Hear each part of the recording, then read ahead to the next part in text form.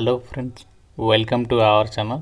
Friends, మీరు ఏ government జాబ్స్ని వదులుకున్నా ఈ నోటిఫికేషన్ని ఎట్టి పరిస్థితుల్లో కూడా మిస్ చేసుకోకండి. ఎందుకు అంటే కేవలం మనకి 50 మార్కులకి ఎగ్జామినేషన్ పెట్టి పర్మనెంట్ గవర్నమెంట్ జాబ్స్ అయితే ఇస్తున్నారు. అది కూడా కేవలం 10th క్లాస్ పాస్ అయితే సరిపోతుంది.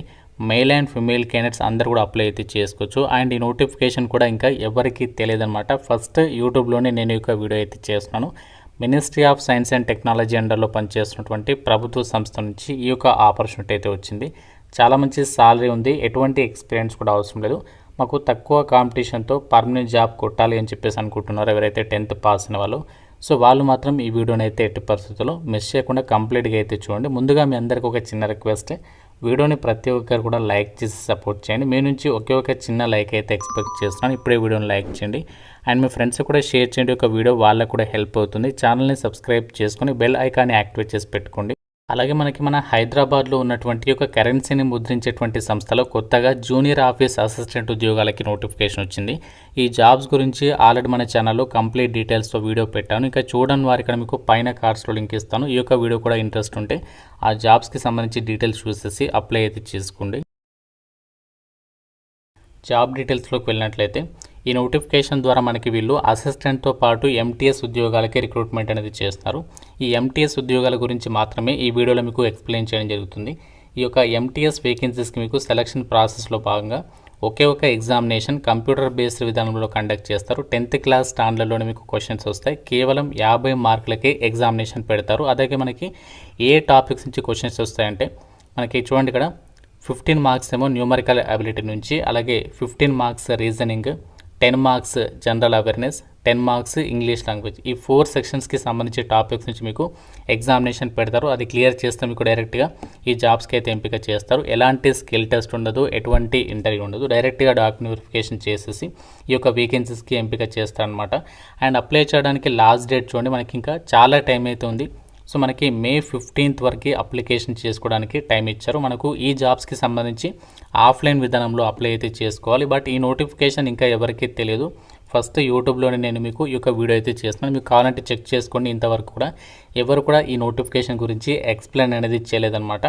అన్నీ కూడా permanent central government jobs. All Indian citizens, మీరు ఏ స్టేట్ వాళ్ళైనా అందరు కూడా ఈ జాబ్స్కి సంబంధించి అప్లికేషన్ అనేది చేసుకోవచ్చు.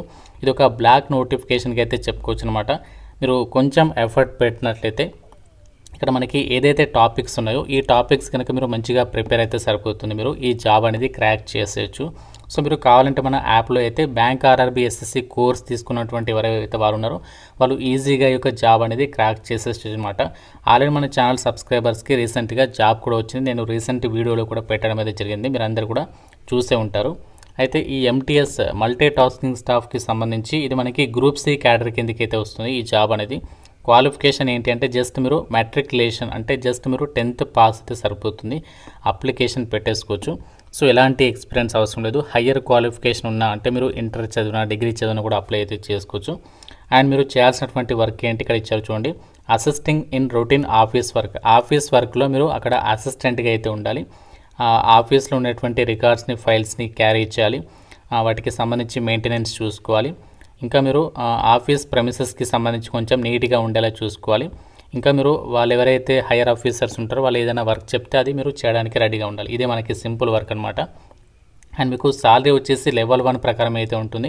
సో బేసిక్ పేనే 18,000 ఉంటుంది. దీంతోపాటు ఇంకా మీకు డిఏ ప్రొవైడ్ చేస్తారు, హౌస్ రెంట్ అలవెన్సెస్ ఉంటాయి, ట్రాన్స్పోర్ట్ అలవెన్సెస్ ఉంటాయి. ఇంకా మీకు సెంట్రల్ గవర్నమెంట్ ఎంప్లాయీస్కి వర్తించేటువంటి అన్ని రకాల బెనిఫిట్స్తో పాటుగా మీకు ఏదైతే నేషనల్ పెన్షన్ సిస్టమ్ ఉంటుందో 2004కి సంబంధించి అది కూడా మీకు యాడ్ అవుతుంది అని చెప్పేసి చెప్తున్నారు. కాబట్టి చాలా మంచి పే స్కేల్ అయితే ఉంటుంది. మీకు దాదాపుగా జాబ్లో చేరగానే 38,000 వరకు మనకి సాలరీ అనేది ఉంటుంది, ఇన్ హ్యాండ్ సాలరీ అనేది. అండ్ మీకు ఏజ్ లిమిట్ వచ్చేసి మినిమం 18 ఇయర్స్ ఆఫ్ ఏజ్ ఉండాలి. సో మ్యాక్సిమం ఏజ్ ఏమో జనరల్ వాళ్ళైతే 25 ఇయర్స్ వరకు, ఓబీసీ వాళ్ళైతే 28 ఇయర్స్ వరకు, ఎస్సీ ఎస్టీ వాళ్ళైతే 30 ఇయర్స్ వరకు కూడా అప్లికేషన్ చేసుకోవడానికి ఛాన్స్ అనేది కల్పిస్తున్నారు. అన్నీ కూడా పర్మనెంట్ సెంట్రల్ గవర్నమెంట్ జాబ్స్ అనమాట. అండ్ అలాగే ఇదే నోటిఫికేషన్లో అసిస్టెంట్ జాబ్స్ ఉన్నాయి గ్రూప్ బి క్యాడర్కి సంబంధించి. కాకపోతే వీటికి డిగ్రీతో పాటు 5 ఇయర్స్ ఎక్స్పీరియన్స్ అడిగారు కాబట్టి మీకు వాళ్ళ ఇంట్రెస్ట్ ఉంటే ఆఫీస్ అడ్మినిస్ట్రేషన్లో కానీ కంప్యూటర్ అప్లికేషన్స్కి సంబంధించి ఎక్కడైనా వర్క్ చేసినట్టుగా ఎక్స్పీరియన్స్ ఉంటే వాళ్ళు యొక్క అసిస్టెంట్ ఉద్యోగాలకి అయితే ట్రై చేయొచ్చు. మీకు లెవెల్ 7th ప్రకారం సాలరీ ఉంటుంది. దాదాపుగా మీకు 90,000 వరకే సాలరీ అనేది తీసుకోవచ్చు అసిస్టెంట్ ఉద్యోగాలకైతే. అండ్ ఇక్కడ మీరు నోటిఫికేషన్లో వాళ్ళే ఇచ్చారు చూడండి, ఎవరెవరు అప్లై చేయొచ్చు అనేది ఇక్కడ నోటిఫికేషన్లో వాళ్ళే మెన్షన్ చేయడం అనేది జరిగింది. ఇండియన్ నేషనల్స్ అందరు కూడా అప్లికేషన్స్ పెట్టుకోవచ్చు. అండ్ ఇక్కడ ఈ జాబ్స్కి సంబంధించినటువంటి వేకెన్సీస్ డీటెయిల్స్ కూడా మెన్షన్ చేస్తారు. ఎంటీఎస్కి సంబంధించి గ్రూప్ సి క్యాడర్కి సంబంధించి ఇక్కడ 5 వేకెన్సీస్ ఉన్నాయి. జనరల్లో 3 ఉన్నాయి, ఈడబ్ల్యూఎస్లో 1 ఉంది, ఓబీసీ కేటగిరీలో 1 ఉంది. అండ్ మీకు ఒక డౌట్ అయితే రావచ్చు, మేము ఎస్సీ కేటగిరీ ఎస్టీ కేటగిరీ మాకు వేకెన్సీస్ లేవు కదా బ్రో, మేము అప్లై చేయొచ్చా అంటే ఎస్, మీరు ఇక్కడ యూఆర్ కేటగిరీ, యూఆర్ అంటే ఏంటంటే అన్రిజర్వ్డ్, వేకెన్సీ అనేది రిజర్వ్ చేయబడలేదు కాబట్టి ఏ కేటగిరీ వాళ్ళైనా అప్లికేషన్ అనేది పెట్టుకోవచ్చు అనమాట. అయితే ఈ నోటిఫికేషన్ మనకి ఎక్కడి నుంచి వచ్చిందంటే ఇది మనకి గవర్నమెంట్ ఆఫ్ ఇండియా అండర్లో పనిచేసినటువంటి department of science and technology కింద పనిచేసినటువంటి Indians association for the cultivation of సైన్స్కి సంబంధించినటువంటి కేంద్ర ప్రభుత్వ సంస్థ నుంచి ఈ నోటిఫికేషన్ అనేది రావడం జరిగింది. అన్నీ కూడా మనకి రెగ్యులర్ పోస్ట్ అనమాట. డైరెక్ట్ రిక్రూట్మెంట్ బేసిస్ కింద ఈ యొక్క ఓపెన్ కాంపిటీషన్ విధానంలో రిక్రూట్మెంట్ చేసినటువంటి నోటిఫికేషన్. చాలా మంచి ఆపర్చునిటీ. ఇక్కడ మీకు ఇదే నోటిఫికేషన్లో వీళ్ళు అప్లికేషన్ ప్రొఫార్మ్ అనేది పెట్టారనమాట. ఇక్కడ మీకు చూపిస్తాను. అప్లికేషన్ ఫామ్ వచ్చేసి ఇదే నోటిఫికేషన్లో ఇచ్చారు. ఈ అప్లికేషన్ పేజెస్ అనేవి మీరు 2 పేజెస్ ఉంది. ఇది మీరు ప్రింట్ తీసుకున్న తర్వాత అప్లికేషన్ ఫామ్ అనేది కంప్లీట్గా మీరు అప్లికేషన్ ఫామ్ ఫిల్ చేసేసిన తర్వాత అప్లికేషన్ ఫామ్తో పాటు వాళ్ళు ఇక్కడ చెప్పారు ఏమేమి డాక్యుమెంట్స్ అనేవి అటాచ్ చేయాలి అప్లికేషన్ ఫామ్కి అనేది. అప్లికేషన్ ఫామ్తో పాటు మీకు క్వాలిఫికేషన్కి సంబంధించి xerox copies, caste certificate, Aadhaar card xerox అన్నీ కూడా జిరాక్స్ కాపీస్ అనేవి అప్లికేషన్ ఫామ్కి అటాచ్ చేసేసి ప్రతి జిరాక్స్ కాపీ మీద మీ సిగ్నేచర్ పెట్టేసేసి అప్లికేషన్స్ యొక్క అడ్రస్ ఏదైతే ఉందో మనకి ఇక్కడ వాళ్ళ అడ్రస్ మెన్షన్ చేశారు చూడండి, to the register Indian association for complete address ఉంది. ఇక్కడ ఏ పేజీలో ఉంది అంటే ఇది మనకి 5th పేజీలో ఉంది. సో ఆ అడ్రస్ మీరు అప్లికేషన్ అనేది పంపించాలి. Speed post or registered post అయితే చేయండి. మనకి ఇక్కడ అప్లికేషన్స్ మీరు పంపేటప్పుడు ఎన్వెలప్ కవర్ మీద application for the post of name of the post అంటే ఎంటీఎస్ పేరు రాసేసి అడ్వర్టైజ్మెంట్ నెంబర్ కూడా మీరు మెన్షన్ చేయాల్సి ఉంటుంది. సో ఆ విధంగా మీరు బై పోస్ట్ త్రూగా అయితే అప్లికేషన్స్ అనేవి పంపించాలి. సో ఎలాంటి ఇంటర్వ్యూ లేదు అండ్ అలాగే మీకు ఎలాంటి ఎక్స్పీరియన్స్ అవసరం లేదు. జస్ట్ 50 మార్కులకి ఎగ్జామ్ పెడతారు. అది మీరు క్లియర్ చేస్తే పర్మనెంట్ ఎంటీఎస్ జాబ్ అయితే మీరు కొట్టచ్చు అనమాట. సో చాలా మంచి ఆపర్చునిటీ. మీకు తక్కువ కాంపిటీషన్ కూడా ఉంటుంది ఈ జాబ్స్కి సంబంధించి. సో ఎందుకు తక్కువ కాంపిటీషన్ అంటే ఇక్కడ మనకి ఫీజు కూడా కొంచెం ఎక్కువగా ఉంది కాబట్టి చాలా తక్కువ మంది అయితే అప్లై చేస్తారు. ఎస్సీ ఎస్టీ ఫీమేల్ వాళ్ళు 500, ఆల్ మిగతా కేటగిరీ వాళ్ళందరూ కూడా 1000 రూపీస్ ఆఫ్ అప్లికేషన్ ఫీజు అనేది మీరు పే చేయాలి. ఏ విధంగా పే చేయాలి అంటే వాళ్ళు ఇక్కడ డీడీ అనేది తీయండి అని చెప్పేసి చెప్పారు కాబట్టి మీరు బ్యాంకుకి వెళ్ళి మీరు స్టేట్ బ్యాంక్ ఆఫ్ ఇండియాకి మాత్రమే వెళ్ళాల్సి ఉంటుంది.